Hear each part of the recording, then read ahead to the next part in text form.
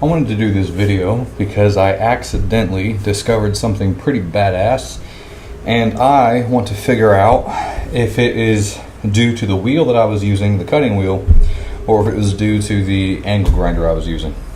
What I usually do up until last night was I had this cutting blade on my Makita. This is a Lenox Metal Max, diamond edged metal disc for cutting. It's supposed to last 1,000 times, 1,000 plus cuts, all these things. So I bought this because, it's way better than the old school abrasive ones. I don't have to change it out all the time. It's probably going to cut better, all this great stuff. I use this for all my cutting. Then I'll set this down, and I used to pick up my DeWalt, and I would use it with either this wire wheel or with this wire wheel on it. And I would use it for my wire wheel stuff, usually cleaning up welds and everything else. And then my Hitachi, although it has a wire wheel now, usually it had a sanding disc or a grinding wheel, something like that, so I could use it for grinding real fast. And I had the same technique. I would basically run this lightly across the surface of the metal along my guideline to where a groove that's perfectly straight. And then once the groove is cut into it, I'll go along the top edge and kind of hook it over the lip and start cutting down through it, kind of like a knife through butter, right? So I took one of these I still have left over from a while ago. This is just a very cheap, basic, old school abrasive cutoff wheel. This one happens to be made by Maruda Dean Abrasive Industry, and it is very basic. There's nothing on here that says anything special. Made by, stand ball, do not exceed, max speed, all this stuff, right? Very basic, very cheap. I actually bought these because they came in a real big, thick pack for like $3 or $4.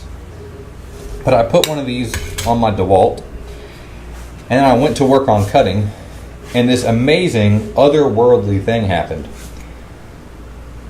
I started cutting the surface like I always do to thin it out, and I noticed that just with one or two passes, it had thinned out and cut in very deep, very fast, like considerably. I noticed it. So I stopped after just one or two surface passes, whereas with this, I'll actually count in my head. Real light passes, I'll go 1, 2, 3, 4.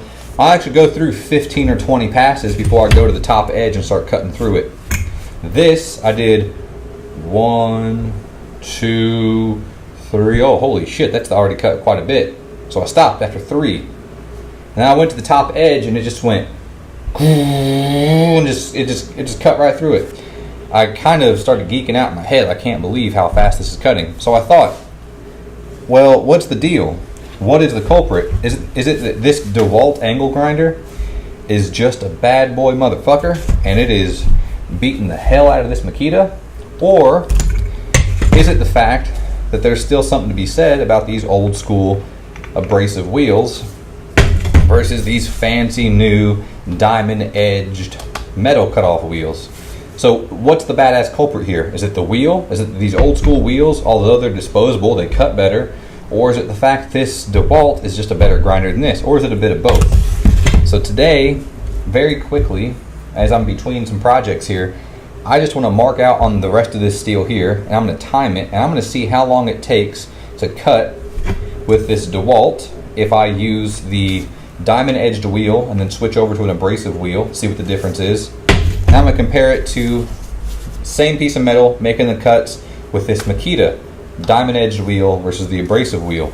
And I'm going to average it all out, and I'm going to see if it's the DeWalt versus the Makita, or if it's the abrasive wheel versus the diamond cutoff wheel, or if it's a mixture of both.